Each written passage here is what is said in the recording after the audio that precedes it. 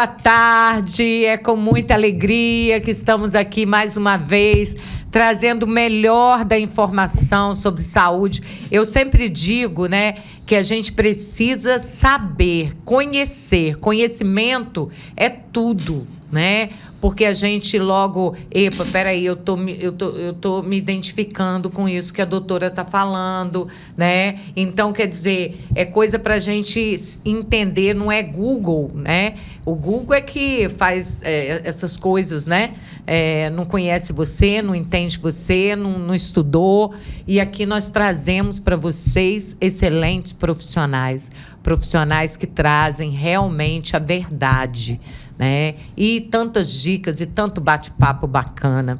E mais uma vez conosco ela, doutora Paula Ávila Moraes, Olá, nossa ginecologista, para falar da nossa saúde, da saúde da mulher. Vamos. Doutora, hoje o tema esse promete, tema polêmico. É muito bom. Muito bom. Libido, nossa. Vamos nós na libido. Mulher sofre, né, gente? E a maioria, infelizmente, né, doutora, tem uma relação para dar prazer para o homem, mas ela mesma não está sentindo. Sim. Isso já é de muitos anos. E, infelizmente, né? Isso é uma estrutura ainda do nosso patriarcado. Né? É uma herança cultural, infelizmente, do nosso patriarcado, que eu, como mulher e como médica de mulheres, é minha missão e meu dever combater isso. Né? Porque foi igual você falou, as mulheres antigamente foram feitas só para isso, para procriar e servir, né? E hoje, pelo amor de Deus. Só que ainda tem muitas mulheres que ainda estão vivendo essa história, né? E muitas mulheres não se conhecem de verdade, não conhecem seu corpo, não conhecem o que dá prazer. Então, às vezes, elas chegam com essa queixa de baixa libido, mas, na verdade, elas nunca nem tiveram um orgasmo.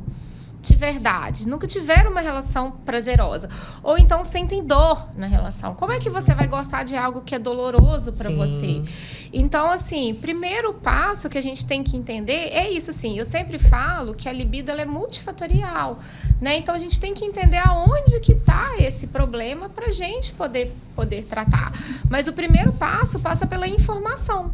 A informação da mulher de conhecer o seu corpo. Conhecer o que dá prazer para ela. Porque como é que você vai exigir ter prazer numa relação com uma outra pessoa se nem você sabe o que te dá prazer?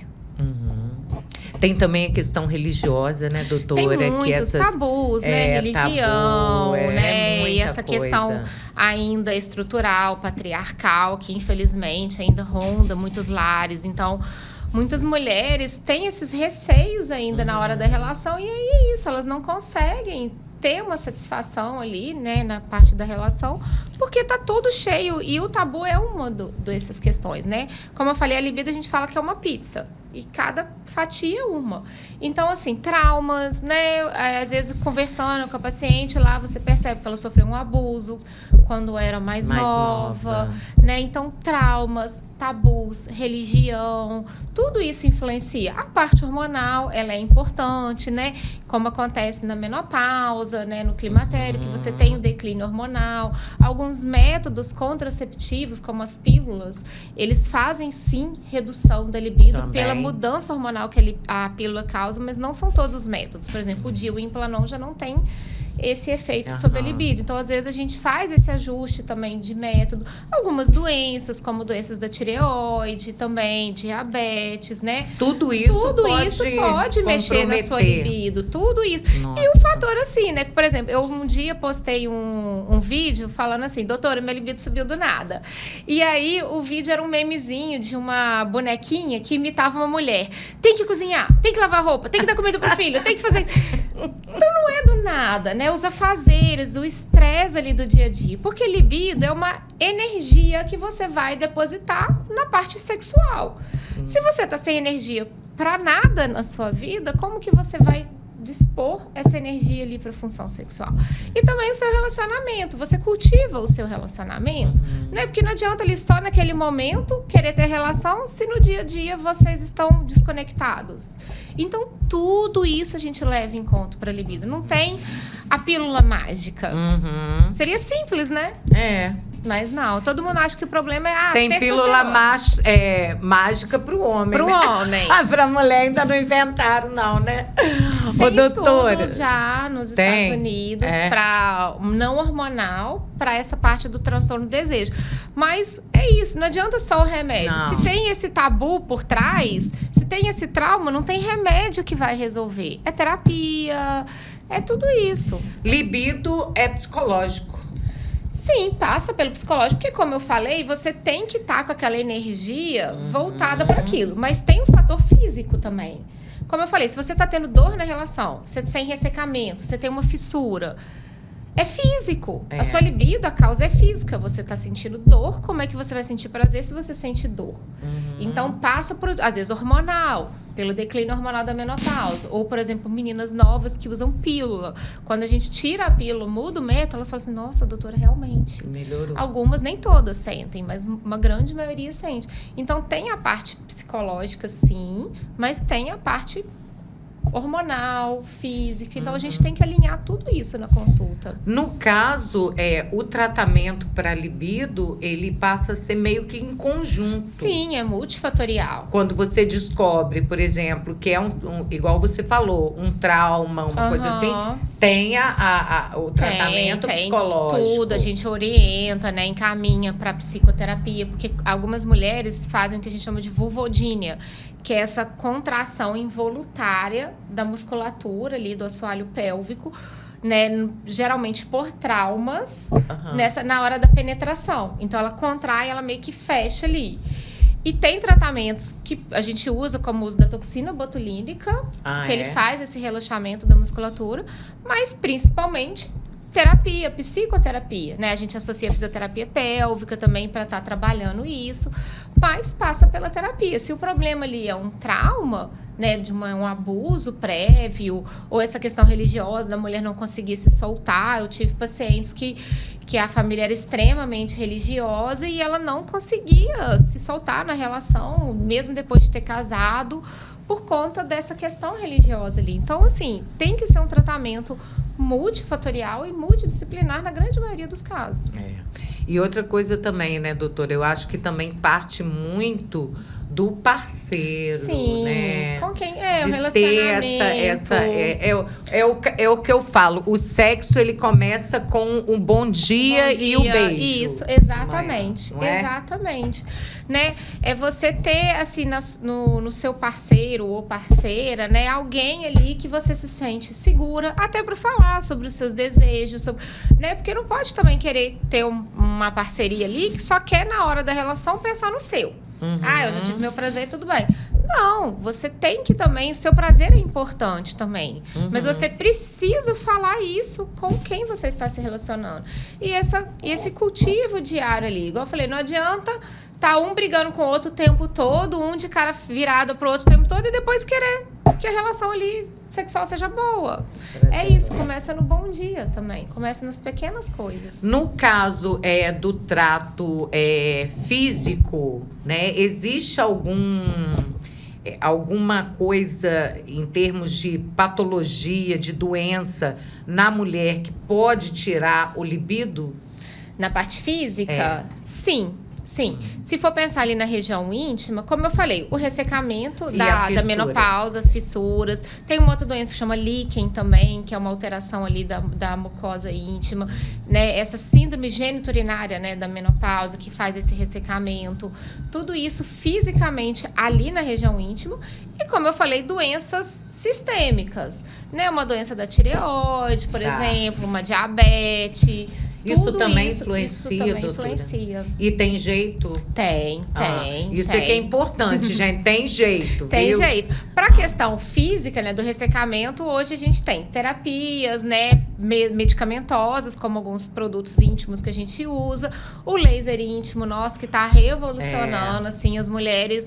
Ontem também eu fiz uma segunda sessão de laser para uma paciente, e 39 anos, que já nessa fase ali de climatério, perimenopausa, senti uma perda de sensibilidade na relação e um ressecamento importante. Ela já falou assim, nossa, doutora, com uma sessão já foi, assim, maravilhoso. Eu falei, imagina agora que vai fazer a segunda e a terceira.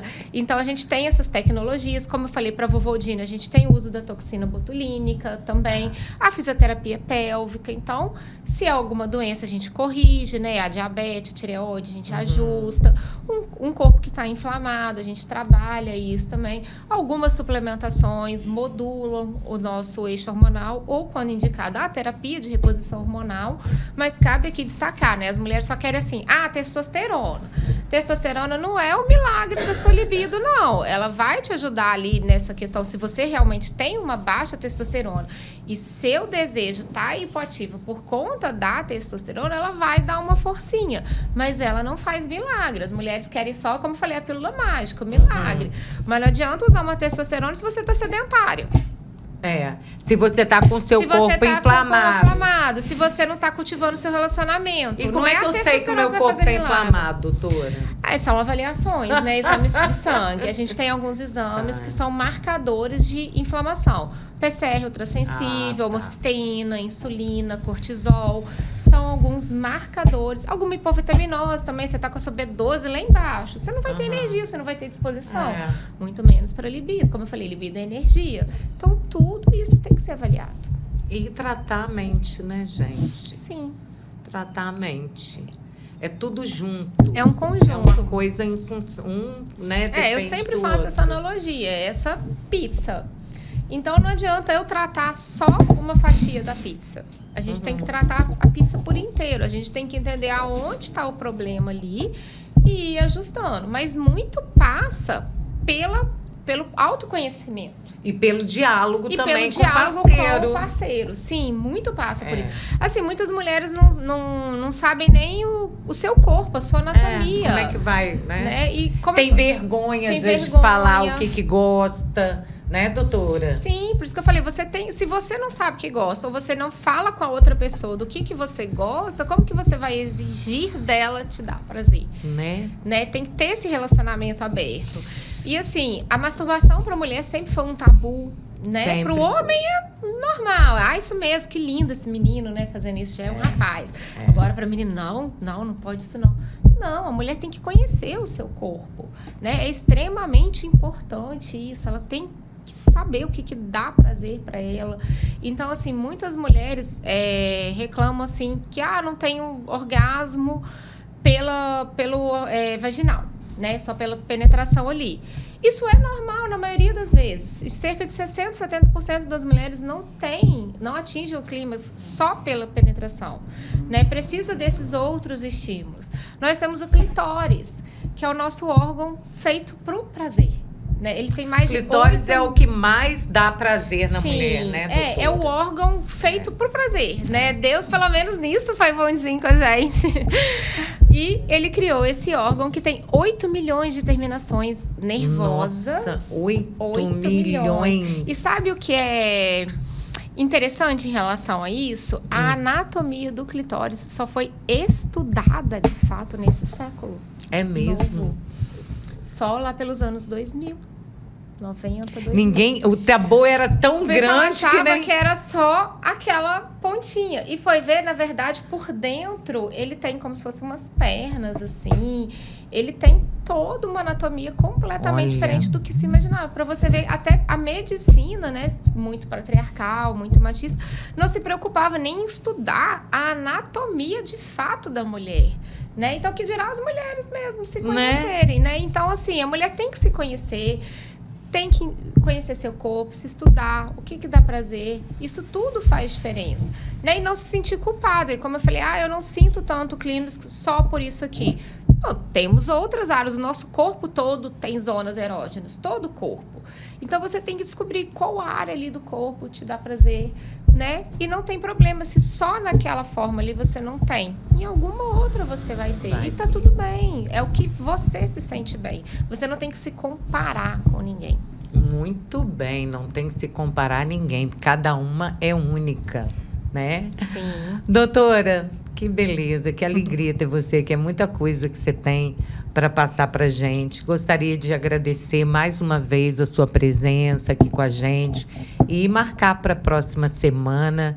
Quero lembrar os nossos telespectadores, né, que se tiver alguma dúvida, gente, pode mandar, que a doutora responde, né? Que às vezes a gente traz aqui um assunto, mas você tem a sua dúvida. Então, pode também mandar aqui pra gente, que a doutora traz aí com todo carinho para todos nós, né, e aí, doutora? Quem quiser também me acompanhar lá nas minhas redes sociais, lá, né? Eu tô sempre falando sobre esses temas da saúde da mulher, meu Instagram, @doutora Paula Ávila Moraes. E quem quiser se consultar, lá em Bom Jesus, ou para todo o Brasil também, a gente tem a forma online. É só entrar no Instagram. A gente também traz a propaganda dela aqui na nossa TV. Que Deus te abençoe. Amém. Tudo de bom. E até a próxima semana, se Deus quiser. Nós vamos para o intervalo já já, doutora Lina vai falar sobre envenenamento de animais. O que estão matando aí os nossos animais de forma tão cruel, né? Daqui a pouquinho, a saúde animal em destaque aqui no nosso Pode Vida. Cuidar da saúde da mulher é mais do que tratar sintomas. É olhar para cada fase da vida com atenção, respeito e acolhimento. Em Bom Jesus do Itabapoana, a doutora Paula Ávila oferece um atendimento especializado em ginecologia, saúde íntima e estética íntima, com foco no bem-estar, na autoestima e na qualidade de vida da mulher. Aqui, cada paciente é atendida de forma individualizada, com escuta, cuidado e tecnologia para proporcionar os melhores resultados. Seja na prevenção, no tratamento ou no cuidado estético. A clínica conta com um ambiente acolhedor, pensado para que você se sinta segura e confortável em todos os momentos do seu atendimento. E para facilitar ainda mais, a doutora Paula Ávila também realiza consultas online, levando orientação e cuidado onde você estiver. Agende sua consulta. Doutora Paula Ávila, ginecologia, saúde e estética íntima. Olá, boa tarde. Estamos de volta aqui com mais um programa especial para você. Você que curte saúde, você que quer aprender a se cuidar de verdade, com gente que realmente pode nos ensinar, né? São médicos, profissionais da saúde que estão sempre se atualizando e trazendo o melhor da saúde para a gente bater aquele papo aqui. E hoje, mais uma vez, a parte animal do programa, a parte animal, eu conto com ela, doutora Lina Goulart, nossa veterinária da Procamp, da Propet. Olha como é que ela tá bonita. Sempre tá, né? Tudo bem, Lina? Boa tarde, Gláucia. Boa tarde, ouvintes. Obrigada. Prazer ter você aqui mais uma vez com a gente, viu? Sempre, que você sempre nos ensina tanta coisa boa. É uma troca muito boa estar aqui. É muito boa.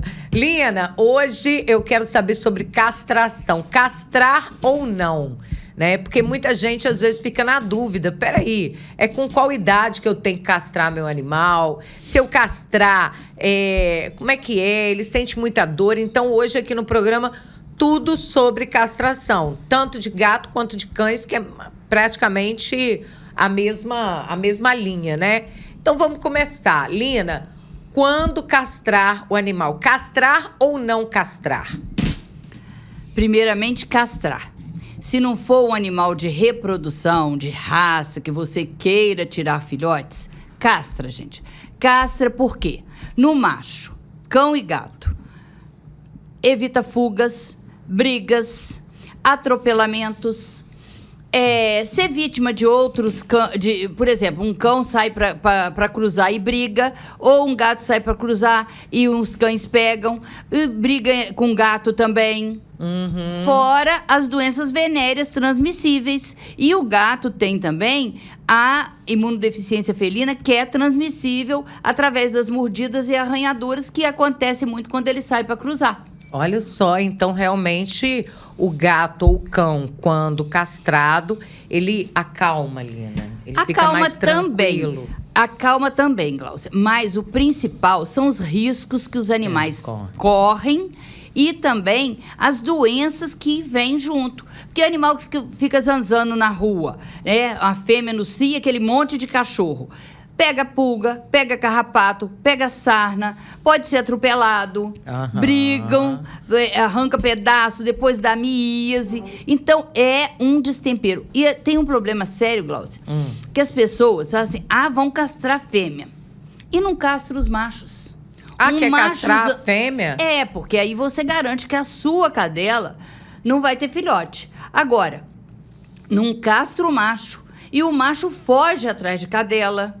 E tem aqueles que saem diariamente. E quando saem, aí que o problema piora. Tem animal, né, fêmea, e tem macho também, que tem TVT, no caso dos cães, e passam para os outros animais. Olha só. É um tumor venéreo transmissível. E sai para cruzar e pega.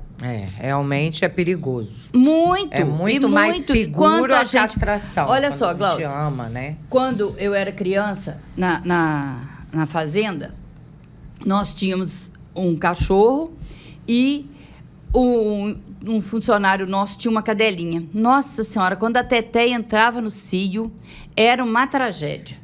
Porque brotava cachorro, parecia que brotava tudo quanto é canto. Parecia que brotava cachorro da terra. Teve uma vez que nessa cachorrada, nesse monte de cachorro, eles pegaram o cachorrinho que um tio, um vizinho que a gente chamava de tio, né? O filho tinha morrido. E era o cachorrinho do Juninho. E o cachorrinho do Juninho morreu nessa brigaiada por causa da teteia. E logo em seguida teve, daí a 6 meses, né? Que a cadela é cíclico, bonitinho, 6 em 6 meses. Daí a 6 meses, a teteia entrou no cio, outra brigaiada, o cachorro lá de casa levou da breca. Falei, meu Deus do céu, cada cio da teteia é uma tragédia. Pelo amor de Deus. E as pessoas não pensam em castrar o macho, que é uma cirurgia muito mais simples. Muito mais simples. Uma cirurgia de fácil recuperação. Tem o pós-cirúrgico? Tem o pós-cirúrgico também. Mas é de muito mais fácil recuperação. E um macho solto, Glaucia, ele vai cruzar, às vezes, numa mesma noite com 2, 3 cadelas. Nossa, mãe. E um macho solto na rua, ele vai produzir um monte de ninhada. Aí você evita que uma fêmea cruze. Mas parece que a gente está falando que vai cortar os testículos da pessoa. Não quer deixar castrar o cachorro macho. E vai engordar, vai ficar mole, vai ficar isso. Mentira, não tem nada disso. Se o cachorro for devagar, se ele for de constituição física que vai engordar, ele vai engordar com a idade. Agora, se ele for um cachorro ativo, agitado, ele vai continuar magro, igual o gato também. Se ele for um gato muito ativo, que brinca dentro de casa, que corre para lá, corre para cá, ele não vai engordar, não. O pessoal generaliza. Vai ficar magro, vai ficar mole, não vai mais dar sinal. Que se o cachorro é alerta, ele vai dar sinal de qualquer maneira. Independente. Mas, Lina, existe, assim, uma data, uma idade própria para castração? Para a produção hormonal necessária, a produção hormonal benéfica para o animal, é preferível a fêmea ter um cio para completar a maturidade sexual do corpo do animal, ela ter todos os hormônios necessários. No caso da cadela. Da cadela e da gata também. Agora, primeiro cio. Um cio. Para haver os hormônios circulantes normais e é um animal adulto. Agora, esse um cio é se você tiver quintal fechado, se você não tiver o macho junto, se você não tiver o risco de outro gato ou de outro cachorro entrar no seu quintal e cruzar com ela. Porque qual dos males é o menor? Uma ninhada indesejada ou ela ter todos os hormônios circulantes? Então, a gente tem que botar na balança. O que vai ser mais viável? Se você não tem como segurar essa gata, não tem como segurar essa cachorra, castra. Aí, no caso, geralmente, quando acontece o primeiro cio da gata e da cadela? Pra gente ter uma noção. Normalmente, 6 meses. Sendo que cães de raça grande e gigante, esse primeiro cio pode ser 8, 10, até mais de 1 ano. Nossa! A maturidade sexual no cão pequeno chega mais cedo e a maturidade sexual no cão grande é mais tardia, sendo que o cão de raça grande, gigante, envelhece mais cedo e o cão de raças minis e pequenas vão envelhecer mais tarde. Tá. E aí, Lina, a castração, no caso, você colocou como se a castração no macho é mais tranquila do que da fêmea. Muito mais. Não precisa cortar a barriga? Não abre o abdômen. Da fêmea, você abre as camadas, né? Pele, subcutâneo, celular subcutâneo. Então, você abre várias camadas e é uma uma cirurgia mais complicada. O do cachorro precisa ter um pós-operatório cuidadoso? Precisa. Mas é uma cirurgia bem mais simples e um pós-operatório muito mais simples. No caso, o gato também. O gato também. Precisa abrir, no caso, se for a gata, tem que abrir a barriga também, né? Tem que abrir, Tem que abrir e achar os ovários lá também. Porque se você não acha os ovários e o útero, ela fica entrando no cio. Entendi. Aí é uma tragédia, porque ela não cria, mas fica cruzando repetidas vezes. No caso, o que muda no animal após as castrações, Lina? Eles ficam mais tranquilos? Não tem essa chamação. O gato macho, não vai fugir, não vai ficar dando aqueles espirrinhos de xixi para todo lado. O cachorrinho não vai levantar a perninha para fazer xixi nas coisas.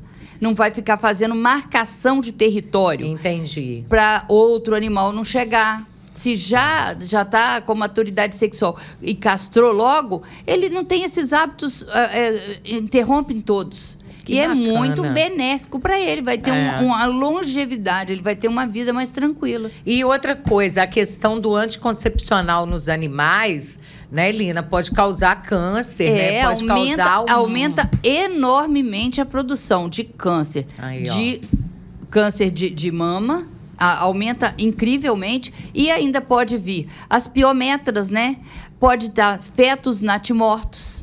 O feto já nasce morto, ou os fetos retidos mortos dentro do abdômen. Aí você vai ter que fazer uma cirurgia de muito mais risco. A piometra também, você vai acabar tendo que tirar o útero e é uma cirurgia de muito mais risco. Por quê? Porque ali já está cheio de pus e esse pus pode cair na cavidade, dar uma infecção e você perder seu animal. É o que aconteceu com a gatinha do Luan, né?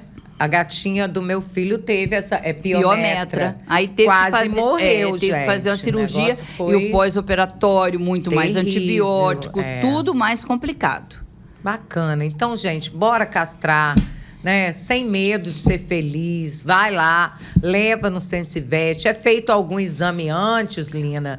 Ou é chegar a agenda? Como é que funciona?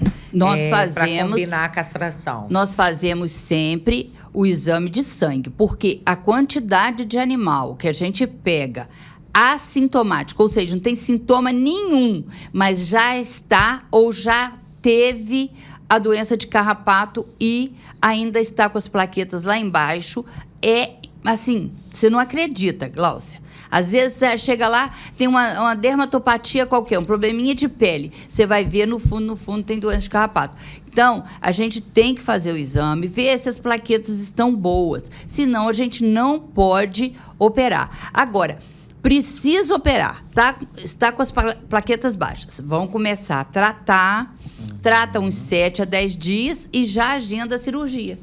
E lá no Sensivete, você vai fazer aquela cirurgia muito mais tranquila, porque nós temos anestesia inalatória, além do nosso corpo de médicos veterinários serem muito habilitados, nós temos anestesia inalatória, nós temos a internação para o pós-cirúrgico. Então, é uma tranquilidade que você tem.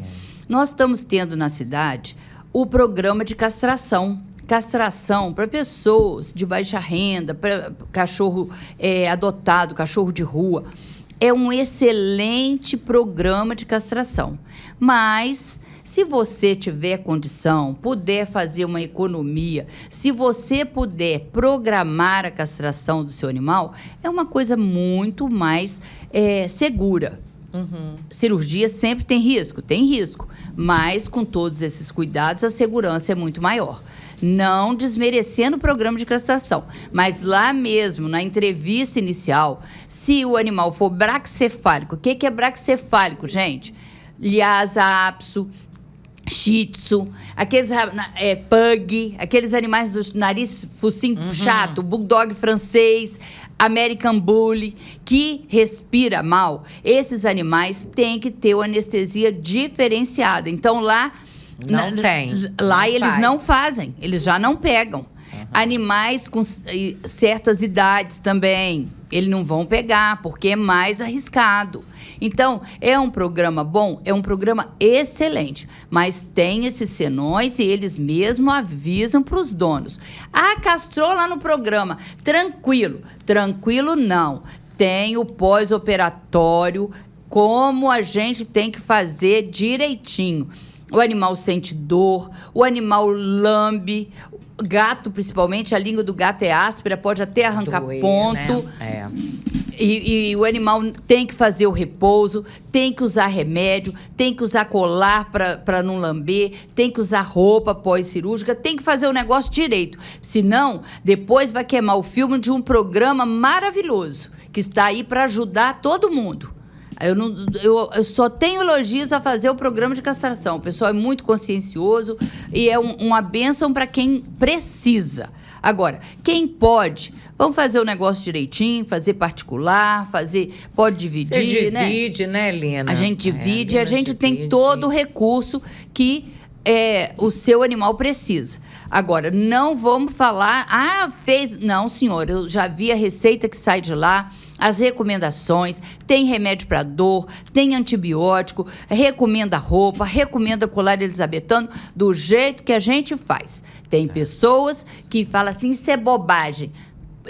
Não é eu que estou sentindo dor, mas o animal sente muito. A gente tem que ter consideração com os nossos amiguinhos. Ok, Lina. Agradecer mais uma vez a sua participação aqui com a gente. Ensinou tanta coisa boa pra gente. Você já pensou, Glaucia, se a sua jaguatirica não fosse castrada? Você já pensou o Charlinho? Senhora! O Charlinho foi castrado novinho. Foi castrado cedinho. Se não fosse, gente, bravo do jeito que ele é, castrado, imagina se não fosse castrado. Só Jesus. Só. Meu amor, que Deus te abençoe, sucesso e até a próxima semana, se Deus quiser. Se Deus quiser. Amém. Vamos pro intervalinho e voltamos já já. Em Itaperuna, Sensivete, o Centro Veterinário de Emergência da Procamp e da Propet. Várias especialidades. Lá você vai encontrar profissionais 24 horas para cuidar do seu animal. Vacinação, consultas, exames, cirurgias.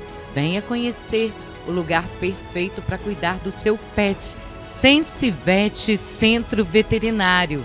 Fica na Rua Coronel Pimenta, centro de Itaperuna. Telefone 3823-1075. Agende a consulta do seu pet ainda hoje. Olá, estamos de volta depois desse intervalo com ele, nosso querido Dr. Michel Thanos, nosso cardiologista aqui do programa, trazendo tantas informações bacanas pra gente sobre a nossa saúde, a saúde do nosso coração. E, é claro, com muita alegria que a gente sempre recebe ele aqui. Tudo bem, doutor? Seja bem-vindo, Michel. Boa tarde, Glaucia. Boa tarde, ouvintes. Com muito prazer que eu estou aqui mais uma semana. E essa semana a gente vai falar sobre o que, Glaucia? Check-up. Quando que começa, né, essa importância, a partir de que idade que você deve fazer esse check-up? Porque o que acontece, Michel? Muita gente, às vezes, fica assim, eu vou saber o que está acontecendo comigo, tem que fazer aquele monte de exame, aquela coisa toda, né? Mas mal sabe que é fundamental, porque existem doenças que são silenciosas, né, Michel? Vamos lá, a partir de que idade, doutor, eu preciso fazer o meu check-up? Na verdade, Glaucia, para eu conseguir te responder essa pergunta, primeiro eu preciso entender o que você pensa sobre check-up e o que cada um de vocês pensam sobre check-up. Talvez seja um pouco diferença do que eu penso sobre check-up. Quando o paciente, ele decide fazer um check-up, o que se passa pela cabeça dele? Qual que é a grande pergunta que ele quer responder? Será que eu estou bem de saúde? Eu acredito, na minha visão, que é essa que é a maior pergunta que o paciente deseja. Às vezes, ele tem assim uma pergunta, um questionamento mais direto e mais específico. Por exemplo, na minha família acontece muito a doença A, a doença X, e eu quero saber especificamente se eu estou desenvolvendo a doença X. Então, a pessoa só quer fazer uma avaliação específica sobre aquele assunto. Mas, quando a gente fala sobre check-up, no que eu entendo, a gente precisa avaliar principalmente o estilo de vida da pessoa e a gente identificar o que está acontecendo, o que ela está fazendo, como que está o sono, como que está a ingestão de tóxicos, como que está religiosidade e espiritualidade, como que está o nível de atividade física, como que está o manejo de estresse. Isso é muito mais importante do que eu definir se ela já tem um problema A, B ou C que já precisa de tratamento. Porque aí, dependendo do que a gente vai fazer nesse check-up, a abordagem é totalmente diferente, Gláucia. Porque se eu, como cardiologista, for esperar você desenvolver uma insuficiência cardíaca, uma hipertensão, para aí a gente começar realmente a abordar os seus maus hábitos e o seu estilo de vida, a gente vai ficar 10 anos atrasado. É verdade. É verdade. Porque assim, a pessoa chega para mim no meu consultório com 20 anos de idade. Vamos colocar um perfil aí comum. 20 anos de idade, sedentário, só joga no computador a noite toda, tá fumando, tá usando energético, só quer comer pizza, só quer comer hambúrguer, troca a noite pelo dia. Aí essa pessoa vai para fazer um check-up. O hemograma vai vir normal? Vai vir? Provavelmente. Com 20 anos de idade... 20 anos, está com fator idade a favor. A glicose deve vir normal. O colesterol talvez venha um pouco alterado, um triglicerídeo um pouco alterado, dependendo do nível de mau hábito que a pessoa tem. Não vamos colocar um paciente extremo na conta. Mas 20 aninhos de idade... Se você só fazer os exames ali, que você vai direto ali no laboratório e fala, faz um check-up completo para mim, hemograma, ureia, creatinina, TGO, TGP, colesterol total, ácido úrico, TSH, só fazer o exame, aí vem tudo normal. Aí a pessoa olha aquele exame e pensa, tô bem. Tô ótimo. Minha saúde está de ferro. Posso continuar fazendo tudo que eu estou fazendo, que está tudo certo aqui meus exames, maravilhosos. Só que assim, o nosso organismo, Gláucia, ele funciona com o que a gente chama de sistema tampão. O que é isso? Sistema tampão vem da física. Sistema tampão é o quanto que aquele sistema permite que ele seja pressionado antes dele começar a falhar. Tá? Então, assim, o nosso organismo ele é extremamente adaptável. E ele vai se acostumando com as bobagens que a gente faz com ele. E os exames só começam a alterar quando essa capacidade dele de manter a homeostase, de manter o equilíbrio, já passou do limite. Então, assim, a coisa já estava acontecendo há muito tempo. Entendi. Então, um exame normal não é uma carta branca para você continuar com seus maus hábitos de vida. Um exame normal não significa que você pode continuar trocando o dia pela noite, que você pode continuar com essa má alimentação, com esse estresse que não está sendo manejado adequadamente. Isso daí, a gente precisa fazer uma análise completa do estilo de vida da pessoa. Em paralelo, através dos exames, eu vou determinar qual é o grau de problema que a pessoa já está. Para eu ver se eu já preciso fazer uma abordagem mais incisiva, se eu já preciso iniciar alguma medicação, se a gente já tem um risco de uma doença mais grave. Mas então o que eu estou querendo dizer é que o check-up depende muito do perfil do paciente. Um check-up para uma pessoa de 15, 20, 30 anos de idade é uma abordagem muito mais preventiva, muito mais global, muito mais holística, muito mais a gente vai olhar para a vida que essa pessoa leva e a carga genética que ela tem, e eu colocar um holofote em cima de quais são as tendências que ela tem. Eu vou dizer, olha só, de acordo com a história da sua família, de acordo com a profissão que você tem, com a rotina que você tem, com a vida que você leva, com os hábitos que você tem, você está indo para esse caminho. Se você continuar nesse caminho, tem uma alta chance de você desenvolver as doenças A, B e C. Vamos começar a modificar isso hoje, para você realmente não precisar de mim no futuro? Realmente, no sentido que eu digo do médico tradicional, do médico, da visão médica tradicional de prescritor de remédio. Porque muito mais do que prescrever remédio, a gente precisa orientar a pessoa o que ela precisa fazer para melhorar a saúde dela. Remédio é só uma das ferramentas que a gente tem. A gente não pode se resumir a um prescritor de remédio. No caso do check-up, propriamente dito, para pessoas verem a questão do coração, né? Eu sempre digo, assim como a gente vai no médico, na ginecologista, para fazer os nossos exames ginecológicos todo ano, o coração, principalmente em mulheres, é importante também a gente estar fazendo essa consulta, anualmente, para ver como é que tá as funções, né, através dos exames. É um check-up mais voltado para o coração, Michel, falando. Anualmente está de bom tamanho para as pessoas que não têm maiores problemas de saúde.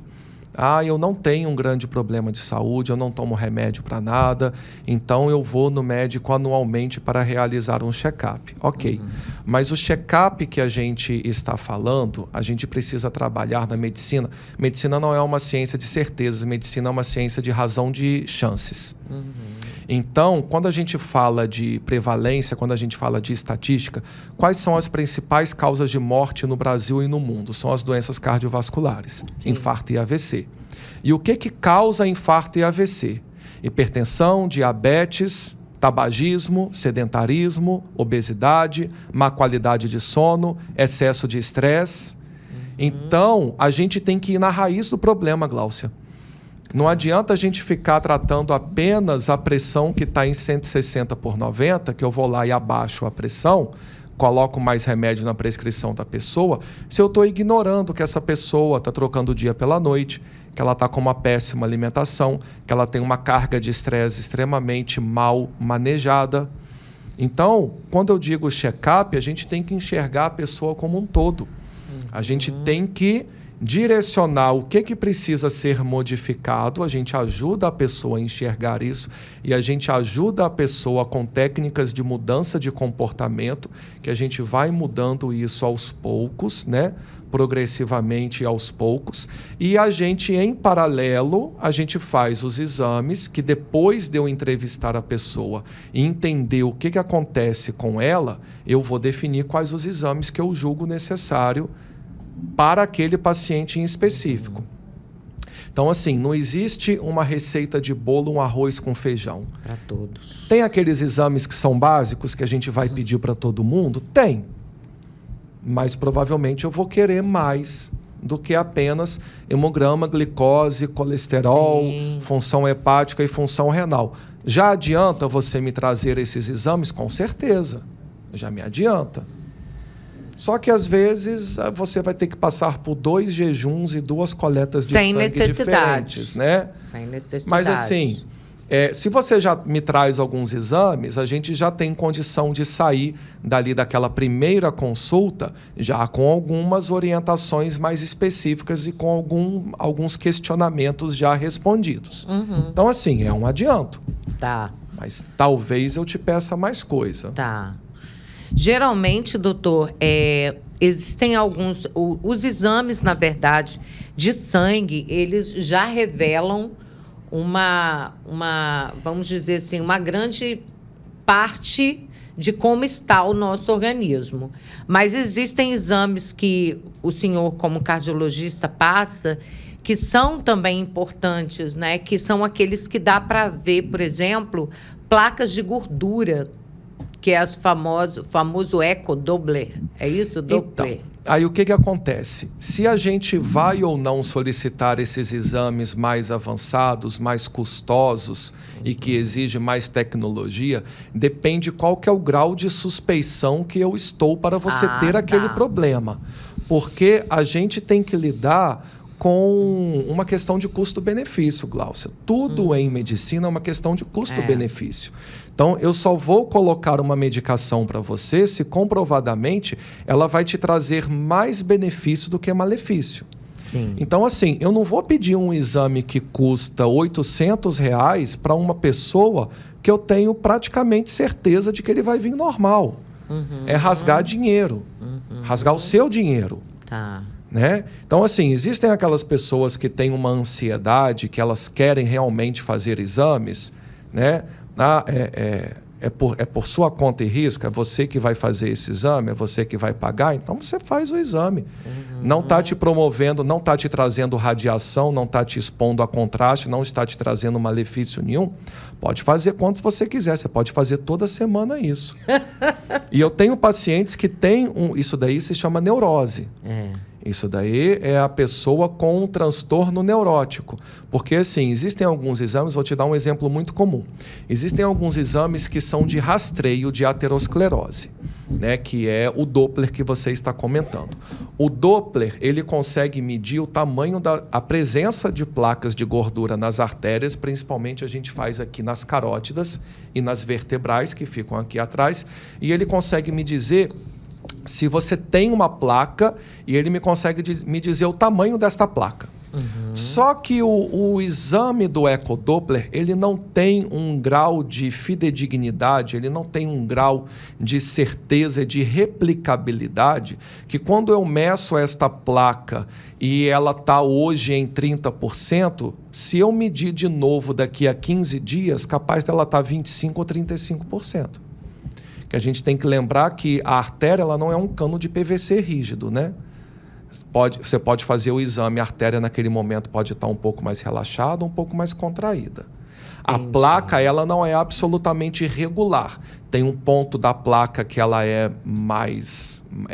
maior, tem um pontinho da placa que ela é menor. Então, assim, o exame ele tem a sua dificuldade. Por isso que quando a gente fala sobre conduta, a gente coloca a pessoa em categorias. Então, quando a pessoa tem uma placa de 30% a 50%, a conduta é uma. Sim. Menos de 30%, a conduta é outra. Maior do que 50%, a conduta é outra. Entendi. Justamente porque a gente tem essa dificuldade do exame. Mas existem pacientes que têm realmente um transtorno de uma neurose, que tem um grau de exigência matemático com o resultado do exame, que essa pessoa precisa de um tratamento do ponto de vista de saúde mental. Porque o exame ano passado estava 40 e o desse exame está 42, a pessoa está quase tendo um treco. Entende? E eu explico, tá a mesma coisa. Não, era 40, agora está 42. É a mesma coisa. Não mudou muito. É a limitação do exame. Entendeu? Então, assim, a gente vai solicitar os exames necessários de acordo com a entrevista que a gente faz, de acordo com o que a gente detecta no exame físico, na história da pessoa, de acordo com o que a gente está desconfiando. Então, a gente não vai pedir o mesmo exame para todo mundo. Então, quando você me pergunta especificamente sobre exames para avaliar presença de placas de gordura, sim, eles são muito frequentes, mas a gente não faz para todo mundo.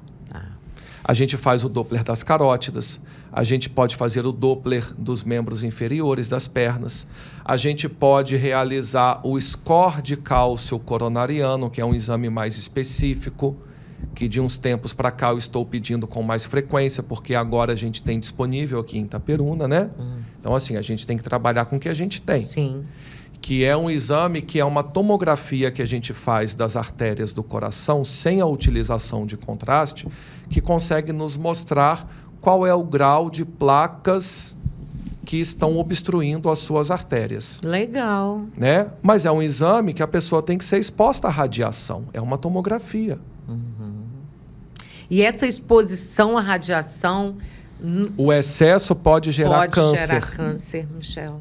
Então é por isso que a gente tem que dosar. Às vezes não... Eu quero fazer este exame todo ano. Peraí, calma.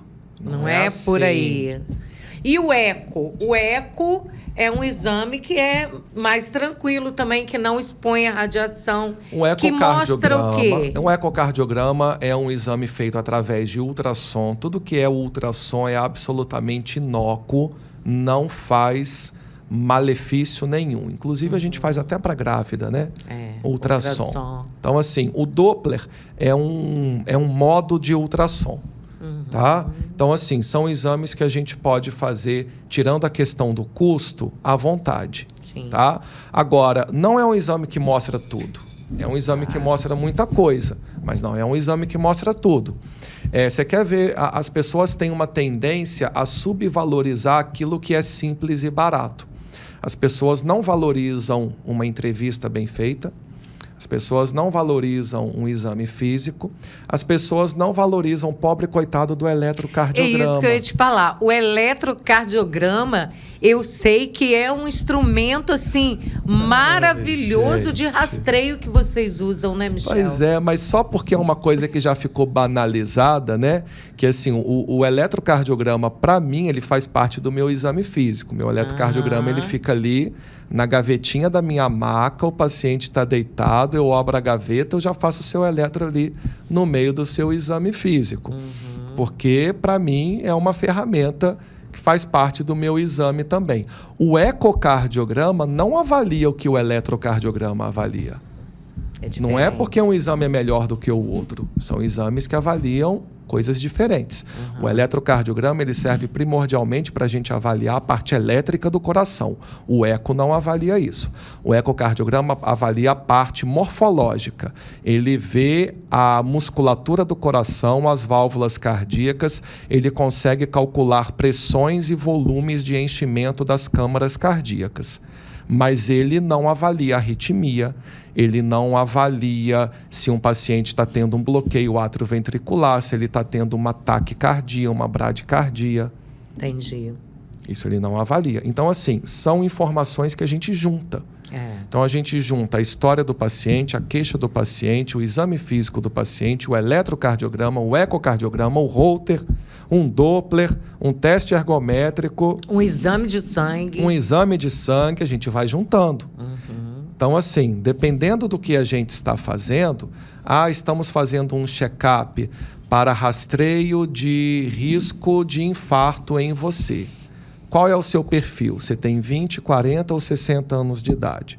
Qual é a sua carga genética? Quais são os seus hábitos de vida? A minha conduta depende de primeiro entender quem é você. Aí a gente vai ter uma conduta mais enxuta ou uma conduta mais avançada. Sim, entendi. E no caso dos jovens, Michel, só para a gente fechar aqui, no caso dos jovens, aqueles que nunca foram ao médico, né? A partir de que idade poderia se fazer uma primeira consulta, vamos assim dizer?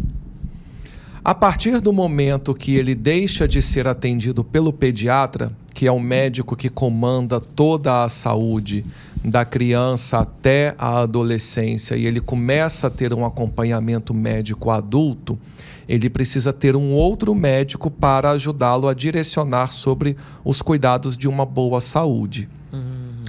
E assim, não é uma coisa que eu estou dizendo, mas é uma coisa que eu observo na sociedade. O cardiologista, ele virou o novo clínico geral.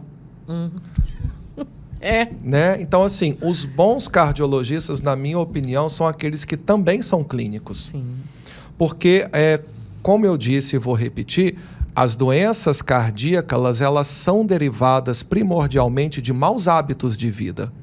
Então, assim, se você, com 20 anos de idade, você tem um hábito de um tabagismo, eu vou insistir com você e eu vou te ajudar a enxergar por que você está fumando e eu vou te ajudar nesse tratamento antitabagismo para você não chegar para mim com 45 anos de idade e eu ter que colocar 3 stents nas suas coronárias.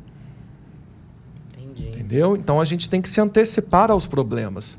Se eu estou vendo que você é um jovem obeso com sedentarismo e maus hábitos alimentares, eu vou te ajudar a progredir na mudança desses hábitos de vida, para você não chegar para mim com 40 anos, diabético, com síndrome metabólica, hipertenso, com ácido úrico alto, com gordura no fígado e também com as artérias entupidas. E ganhando novamente stent. Então, assim, o ato de colocar o stent é o fim da linha, no sentido dessa doença que já evoluiu ao longo de muitos anos sem um tratamento adequado. Entendi. Então, a gente tem que se antecipar. Prevenir é melhor do que remediar, já dizia minha avó, né? Exatamente. Então, assim, a abordagem com os jovens que não têm uma doença propriamente dita e instalada é muito mais sobre mudança de estilo de vida. Entendi. E mudança de estilo de vida é infinitamente mais difícil da gente fazer do que tratar um infarto. Você sabe, você tocou num ponto importante, porque a gente que é mãe, a gente tem a mania de levar os nossos filhos no pediatra, né? Até, sei lá, 10 anos, né? Aquela coisa da vacina, tal. Depois, se o filho não apresenta nada, a gente não tem esse acompanhamento, né, que a gente deveria ter quando eles são um pouco menores com os pediatras, né? A gente simplesmente só leva se apresentar mesmo uma febre, uma coisa assim. Mas para o acompanhamento, para essas informações que eles precisam ter, né, formar essa ideia, né, do saudável, ainda mais, né, com o mundo oferecendo tanta coisa que não presta, né? É muito importante isso que você falou. Você que é mãe, pai, já sabe, né? Seu filho está pequeno, terminou o pediatra, bora tratar com esse irmão que vai conduzir ele aí até a melhor idade. Porque aí depois não precisa trocar, vai direto, né, Michel? E o problema é que tudo que não presta é prazeroso, né, Gláucia? Tudo que... Como é que é? Essa tudo é que a eu armadilha. gosto é ilegal, é imoral ou engorda. Essa é a armadilha. E eu não nego isso, gente. Eu falo com os pacientes falam assim comigo, eu amo um torresmo. Eu falei, eu também, cara. Eu também adoro um torresmo. A questão é que a gente tem que ter maturidade e consciência de bater o olho no torresmo e pensar, pô, isso daqui não é muito bom para minha saúde, não pode fazer parte da minha rotina. Isso daqui é uma coisa para eu comer de vez em quando, né? Numa situação especial, nem ao fim de semana e nem todo fim de semana, porque senão a exceção vira regra. Né? Verdade, Michel. Eu só bebo no fim de semana. Pô, mas o seu fim de semana é sexta, sábado e domingo? Não, São e 3 torna dias... para a semana toda não, também. E assim, que não bebeu. é só fim de semana, mas seu fim de semana é sexta, sábado e domingo, isso é quase 50% do seu tempo. Então, é verdade. Porque a semana tem 7 dias e você bebe 3. Complicado, Então, né? assim, a exceção vira regra, né? Verdade, Michel. Mais uma vez, querido, quero te agradecer a sua participação aqui, essas dicas importantes que você sempre nos orienta com a saúde do nosso coração, do nosso corpo, né? Saúde como em geral, todo, né? Da mente. Que Deus te abençoe e até a próxima semana, se Deus quiser. Até semana que vem. Boa tarde. Fiquem com Deus. Cuidar do coração é cuidar da vida. Se você busca saúde, prevenção e um atendimento de confiança, o Dr. Michel Thanos está pronto para te atender com excelência e dedicação. Com um olhar atento e humanizado, ele oferece acompanhamento completo para manter seu coração forte e saudável, ajudando você a viver melhor todos os dias. Agende sua consulta e dê o primeiro passo para uma vida com mais qualidade e tranquilidade. Seu novo consultório fica na Rua 10 de Maio, número 500, sala 515, edifício Infinity. Cardiologia é coisa séria. Confie em quem entende. Dr. Michel Thanos.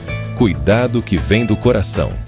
Olá, boa tarde. É com muito carinho que iniciamos mais uma vez esse bate-papo informativo sobre a saúde. Afinal de contas, saúde é o que interessa, né, minha gente? Claro, estar bem com a saúde, estar bem com a mente, com o coração em dia e principalmente com um sorriso. Afinal de contas, nós sabemos que o sorriso, o nosso rosto, abre portas, não é verdade? Abre portas.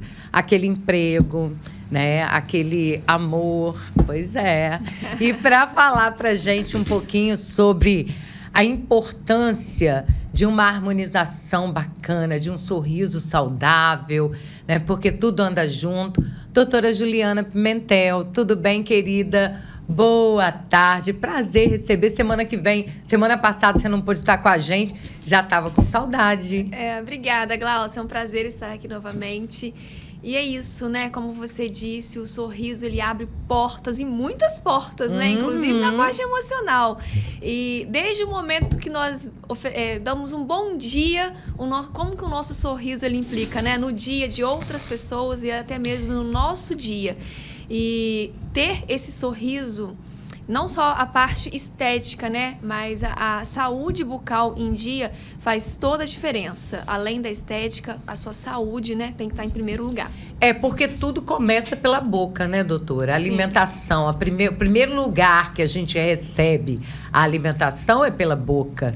Então, quer dizer, ter uns dentes saudáveis, uma boa mastigação, nada que impeça, né? Eu fico pensando nas pessoas de mais idade que acabam com o tempo, né? Não são todos, claro, mas existem muitos que não trataram direitinho do seu sorriso, né? E chega numa idade avançada, não conseguem se alimentar de forma bacana, porque a odontologia, eu vejo que acaba sendo uma coisa integrativa com a saúde, né? Se a pessoa não tem uma boa mastigação, se ela come os alimentos de forma errada, pode causar problema no estômago e por aí afora, não é por aí, doutora? Exatamente, Glaucia. Como você disse, há um tempo atrás, muitas pessoas até nem tinham acesso, né, à odontologia. Tinha um custo muito alto, né?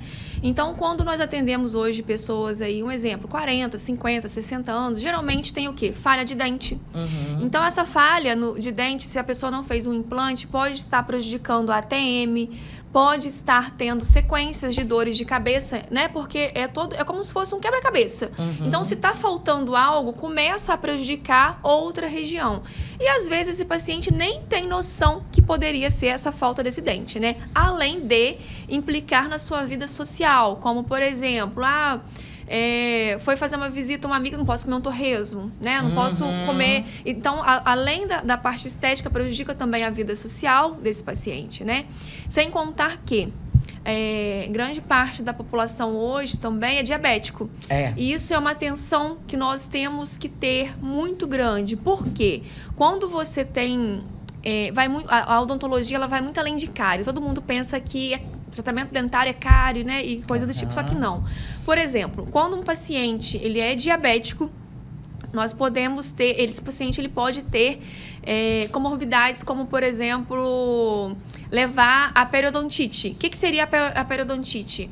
Você tem uma gengivite, que é uma inflamação da gengite, da gengiva, e ali você passa a ter algo crônico, que são proliferações de bactéria nessa região. Então, tanto o paciente diabético, né, pode fazer com que se tenha essa periodontite, então ele vai agravar a periodontite também, quanto o paciente que começou com a periodontite pode agravar esse quadro desse paciente diabético. Nossa. Então, é algo que eu sempre falo, né, que nós temos que olhar para esse paciente como um todo. Então, muitas das vezes, né, pedir uma hemoglobina glicada, ver como que está esse processo dele, para que o dentista possa intervir da melhor forma possível, né? Lá no consultório hoje, por exemplo, nós trabalhamos com uma odontologia totalmente integrada. O que seria isso? Inclusive indicar para um outro colega quando for necessário. Nós temos profissionais que fazem canal, temos profissionais que é o especialista ali para tratar cárie, assim como nós temos profissionais também para tratar essa parte da gengiva, porque ali ele vai entender, ele vai ter um foco do que de fato ele precisa oferecer e entregar o melhor para aquele paciente, né? Ele, de fato, ele é uma especialista naquela região. Porque é muito amplo, Glaucia. Parece algo pequeno, pequeno, mas quando a gente vai estudar, é muita coisa, sabe? Essa questão aí de você falar do diabetes, né? Eu não sabia que o professor, a pessoa diabética podia desenvolver periodontite. A periodontite é a inflamação, os dentes ficam um pouquinho moles, doutora? Exatamente. E pode até cair. Exatamente. E começa, né? Vai tendo uma mobilidade, e essa mobilidade ela vai avançando até chegar o momento de perder esse dente. E pode acontecer de gerar bactérias aí. Então, essa bactéria ela já está instalada. Já tá. Já está instalada. Então, para correr na corrente sanguínea, bater no coração, pode desenvolver uma periodontite. Então, quando ele tem uma periodontite, por exemplo, ele tá com um problema ali. Vamos pôr. E isso, ô Gláucia, é algo que na maioria das vezes está instalado e esse paciente não sente incômodo. Tá? Ele não não? Não. É algo crônico. Então não sente dor, não sente nada? Não. Na maioria das vezes, não. Em alguns casos, tá? O paciente pode sentir algum incômodo, mas na maioria das vezes ele não vai sentir incômodo. Então, isso faz com que ele pense que tá tudo normal, tá tudo né? bem. Porém, ali tem aquela proliferação de bactéria. E aí, vamos pensar que você precisou de uma cirurgia. Se você, às vezes, não fez, né, uma profilaxia antibiótico antes, essa bactéria tem uma chance de ir pro seu coração, por exemplo. E aí é o que a gente tem chamado de endocardite. Endocardite.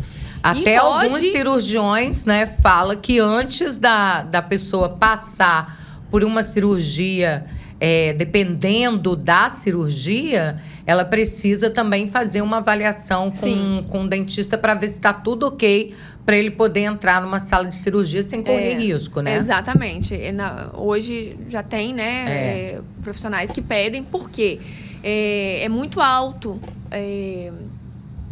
o índice de pacientes que vão a óbito devido à endocardite. E é um óbito que poderia ter sido evitado, né? Tanto na prevenção, quanto até mesmo nos medicamentos ali, caso esse médico, né, já soubesse dessa situação. Beleza. Doutora, saindo um pouquinho, mas não saindo, saindo um pouquinho dessa linha, uma coisa que eu tenho muita curiosidade, né, é com relação às crianças. Nós trouxemos até aqui no nosso programa uma odontopediatra que faz parte da sua equipe, que é voltado ao tratamento para a criança. E eu fiquei com aquela pulga atrás da orelha, porque me faltou perguntar uma coisa a ela, que eu acho que é super útil para nós, mães. Porque as nossas crianças podem ser acometidas por queda. A criança vive tentando se matar. Eu vivo dizendo isso. Porque eles sobem em cada lugar que você fala assim, meu Deus. Né? Tentativa de suicídio o tempo todo. Mas vamos lá, caiu. O dente soltou da boca. O que eu posso fazer para, aproveitar esse dente? O certo é eu fazer o quê? Botar no... Tem gente que fala que é para botar no leite, tem gente que fala que é para botar um algodão na boquinha e correr pro dentista. Nesse caso, se a criança caiu, se esse dente caiu em algum local e essa mãe conseguiu pegar esse dente, né? Se essa mãe conseguir resgatar esse dente, ela visualizar e pegar, ela pode colocar num copo limpo, tá? De preferência, com a própria saliva da criança. Com a própria saliva. Com a própria saliva, Não precisa de limpar. Eu vou limpar com uma escova, vou com uma bucha. Não, você vai levar da forma que ele tá ali pro cirurgião dentista. Então, ela vai chegar lá com ele no copinho. Na boca da criança, provavelmente vai estar sangrando. Então, você pode pegar uma gaze, né? Um algodão. Se não tiver isso em casa, até uma fraldinha, alguma coisa limpa, né? Coloca na boca, pede ele para poder fechar, para poder diminuir aquele sangramento, né? E vai pro dentista. Só que isso tem que ser rápido, Gláucia. Não pode, caiu hoje, eu vou levar amanhã. Não, tem que ser... Se eu não tô enganada, acho que menos de 1 hora, tá? Pra poder tentar implantar esse dente. Tá. Aí seria usando a própria raiz que ali ficou.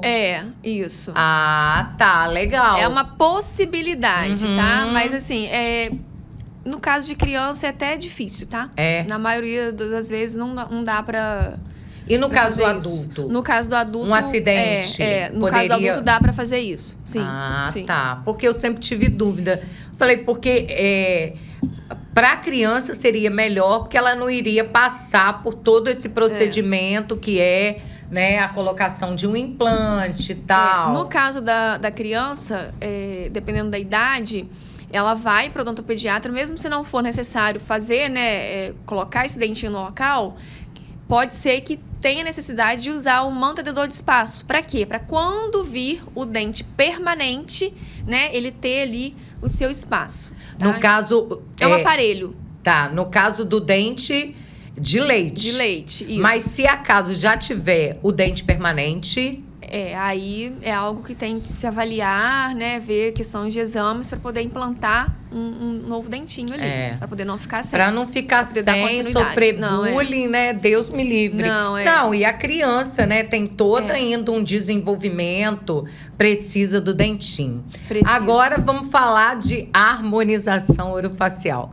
Eu gosto de falar desse assunto porque eu sei que você é especialista, eu sei que você está fazendo... graças a Deus, um trabalho muito bacana, né, envolvendo aí a saúde e a estética, né? Hoje em dia, doutora, todo mundo quer se olhar e se sentir bem. Esses produtos que a internet vende, eu acho isso desculpa a expressão, mas uma falta de respeito. É lógico que existem produtos e produtos, mas a maioria, pessoas usando... Até artistas, né? Agora com a inteligência artificial tem muito disso. Usar a imagem de uma pessoa conhecida para estar vendendo um produto, às vezes um produto caro, e que a gente sabe que não vai fazer o efeito. Para facilitar o seu trabalho na harmonização orofacial, quais seriam os cuidados que nós, mulheres, né, e os homens também, porque os homens também estão vaidosos hoje em dia, quais seriam esses cuidados que nós devemos ter com a nossa pele? Existe, assim, um protocolo que deve ser feito todos os dias de manhã e à noite antes de dormir, porque muita gente acha que à noite não precisa cuidar da pele. Isso é verdade? Conta pra gente como é que seria esse protocolo para facilitar a sua vida na harmonização orofacial. Menos ruguinhas. Glaucia, eu falo que o básico, ele funciona e ele tem que ser feito todos os dias. Mas desde pequenininho, né? Desde sempre, exatamente. O que seria esse básico? Uso de protetor solar. Tomar muita água. Também influencia na qualidade da sua pele. Retirar, para as mulheres, retirar a maquiagem antes de dormir. Usar um bom hidratante. Juliana, qual que é o melhor hidratante? Não sei, depende da sua pele. Se a sua pele é oleosa, se ela é uma pele seca, se ela é uma pele mista, se ela é uma pele que tem alergia. Então, esse hidratante ele tem que ser bom para a sua pele. Então, por isso que, né, que é feita uma avaliação. Então, esses procedimentos, eles são personalizados. Mas é o básico. Protetor solar... Um bom sabonete, um bom hidratante, isso tem que ser diário. De manhã, antes de eu ir para o meu trabalho, para me encarar meu dia. Exatamente, um tratamento diário. Então, esse é o básico que tem que ser feito, tá? Fora a alimentação, tudo aquilo que você consome vai refletir na sua pele. Né? Se a sua pele está desidratada, eu falo que sempre quando eu bato o olho assim, eu falo, você não está tomando água. Ela, como que você sabe? Eu falei, sua pele está me dizendo. Os lábios ressecados, aí você coloca um preenchimento labial, o lábio fica bem desidratado. Então, para ficar bonito esse lábio também, né, pegando o gancho aí do preenchimento labial, um lábio bem hidratado, a melhor hidratação que se tem é o quê? É de dentro para fora. Sim. Tá? Uma outra questão, até voltando no que nós estávamos comentando sobre a questão dos dentes, você sabe como que o dente pode implicar na nossa harmonização facial? Quando você perde um dente, você não é só aquela parte ali que você está vendo, aquela branquinha, tem a raiz dele. Sim. E ele está introduzido na parte óssea. Sim. Quando você perde esse contato, você começa a perder osso nessa região. Sim. E aí, várias pessoas, por exemplo, que eu começo a fazer a avaliação, essa avaliação ela começa por fora e ela termina por dentro da boca. Por quê? Eu olho, às vezes está fundo de um lado. Aí ela, eu queria colocar um preenchimento nessa região para poder melhorar, que tá muito diferente de um lado pro outro. Aí eu falo, você tá com falta de um dente aqui? Perdi há 10, 15 anos atrás. Influenciou. Então, influencia muito, tá? Eu tenho até uma tia minha que passou por uma situação parecida. E ali a gente até conseguiu resolver, que ela tinha um casamento de um filho. E ela queria resolver aquilo rápido. E o implante, quando você já está sem o dente há muito tempo, você às vezes precisa fazer um enxerto, esperar 6 meses. Aí depois você coloca um implante, espera mais 6 meses. Então é um processo longo. Ela queria algo rápido. E eu consegui melhorar muito essa assimetria dela. Porque como já tinha muito tempo que ela tinha perdido esse dente, estava muito diferente. Entendi. Então chegou no momento que ela se olhou no espelho, tava parecendo que de um lado ela tava tipo assim, sugado. Sabe? Tava sugado e o outro normal. Por causa da falta desse dente. Bem. Então, assim, implica muito também. E até as pessoas, Gláucia, que usam prótese. Elas perdem o que nós chamamos de dimensão vertical. Essa parte que começa a ficar mais curta, ó, e o queixo para frente. Então, ela começa a ficar com um queixinho de bruxa. Entendi. Tá? Começa a ficar com queixinho de bruxa, o queixinho vai pra frente. Essa parte da comissura labial superior e inferior, ela invagina pra dentro da cavidade oral. O que faz? Boca murcha.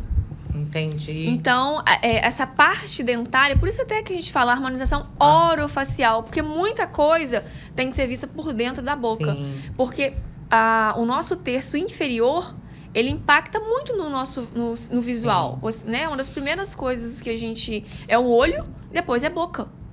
Primeiro, você olha para a pessoa, é o sorriso, é a forma que ela está se comunicando. Sim. Então, em várias situações, é interessante também usar, né, um preenchimento com ácido hialurônico nessas regiões, para poder aumentar esse espaço. E, no caso, à noite, precisa de algum cuidado extra? Ou se mantém lavar bem o rosto e um hidratante seria o suficiente? É de acordo com cada pele. Mas o protocolo básico seria isso. Um bom sabonete e um bom hidratante. Só para dormir. Isso aí, para dormir. E essas pessoas que usam retinol, que fala, doutora? Sim. Que é tipo um ácido? É um ácido. O retinol exatamente. É um ácido. É um ácido. E sai colocando, né? Sem nenhuma direção. Isso é muito perigoso. Não, é onde eu falo com você que cai naqueles produtos que são vendidos pela internet, sem receita médica. E no caso do ácido, dependendo, não é qualquer pessoa que pode usar. Inclusive, outro dia eu até peguei um caso de uma cliente que estava usando esse tipo de ácido e ela estava grávida. Eu falei, pelo amor de Deus, eu falei, para de usar agora. Eu falei, vai, né, no seu médico, inclusive, fala o que você estava fazendo. Eu achei que não tinha problema. Porque, né, comprou na farmácia, viu até uma blogueira. E isso é muito perigoso. Porque você vê a blogueira, o famoso lá, falando e fazendo determinado procedimento que talvez para você não seja bem-vindo naquele momento, né? Porque, vai ficar só no rosto. Foi até uma pergunta que ela me fez. E não. Quando nós utilizamos um ácido, um creme, né, determinado produto de uso tópico, aquilo ali ele vai sim para sua corrente sanguínea. Sim. Então, né, no caso dela, ela estava, se eu não me engano, com 8 semanas de gestação. Nossa. Ou seja, no primeiro trimestre, que é um momento muito perigoso. Muito sério. Então, assim, ali foi um erro gravíssimo. E aí, ela estava usando o retinol já há um tempo. Ou seja, ela passou 8 semanas de gestação usando um produto que, no caso dela, não seria o ideal, né? Então, assim, essa avaliação, ela tem que ser bem feita. Esse produto, ele tem que ser muito bem indicado para que não cause nenhum problema ali. Pode causar queimadura também, dependendo da pessoa que usa, né? De qualquer forma e tal. Pode usar, né?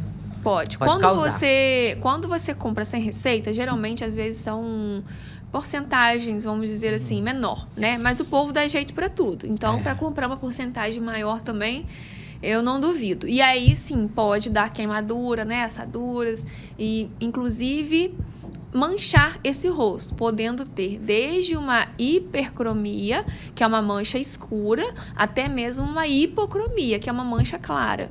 E ali você vai ter outro problema, né? Você vai ter que tratar essa mancha. Nossa, mãe, compensa não, gente. Não. Vamos ter uma avaliação. É o barato que sai caro. Não dá vamos passar por uma avaliação. A doutora fez em mim um dia desse um peeling, né? Tranquilo, maravilhoso. Já tá na hora de fazer de novo, né, doutora? Sim, sim. Você tem que ir lá, né? Porque, tem que ir lá. Ela tem um negócio... Ela fica descansar, Juliana, eu vou dormir de tarde, tô cansada, trabalhando muito. Isso é importante também, tirar um momento pra se cuidar, hein, Glaucia? É verdade, vou bater gente. nela, gente. E a clínica dela é maravilhosa, espaçosa, né? Tem todos esses outros profissionais que atendem com ela. Ali o bom é isso. Se tem algum problema A que é gente pra indica passar pro outro, já tá ali colega. junto Isso aí, tudo. e já resolve tudo de uma vez, né, doutora? É isso aí, porque o nosso maior desejo é resolver o problema do nosso paciente, né? E saber indicar para um colega, eu falo que isso é muito importante. Porque quando você faz uma boa indicação, você pode estar, né, resolvendo a vida do seu paciente, que é o nosso intuito, que é o que nós almejamos. Ok. Doutora, mais uma vez, obrigado pela sua participação aqui com a gente. Sucesso.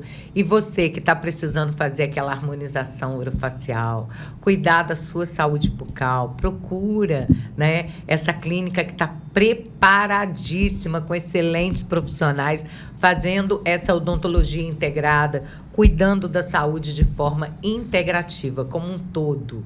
Isso é que é importante. Exatamente. Que Deus te abençoe e até a próxima semana. Obrigada, Glaucia.